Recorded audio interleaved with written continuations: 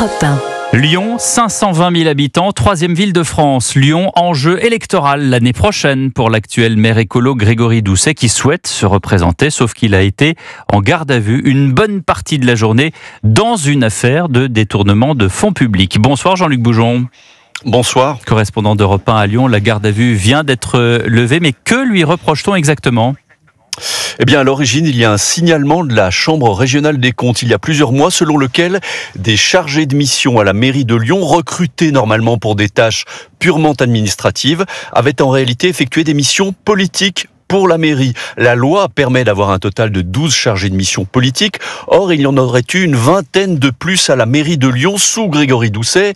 Il y aurait donc une sorte de maquillage d'emploi, de mélange des genres, d'où l'audition d'aujourd'hui qui fait suite à une perquisition à l'hôtel de ville il y a un peu plus d'un an. Grégory Doucet qui est donc resté en garde à vue durant une dizaine d'heures aujourd'hui dans les locaux de la brigade financière à l'hôtel de police.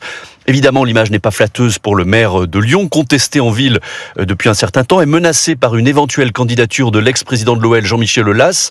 Grégory Doucet qui vient de s'exprimer à la sortie de l'hôtel de police. On l'écoute. Si la conclusion devait être que ces emplois sont des emplois politiques, il serait considéré qu'il s'agit d'un détournement de leurs fonctions. Et si ce n'est pas le cas, ces emplois seraient considérés comme nous le défendons, comme je le défends, des agents administratifs qui sont au service des Lyonnaises et des Lyonnais. Et de ce fait, il n'y a absolument rien à nous reprocher, que ce soit à moi ou aux autres personnes qui ont pu être entendues.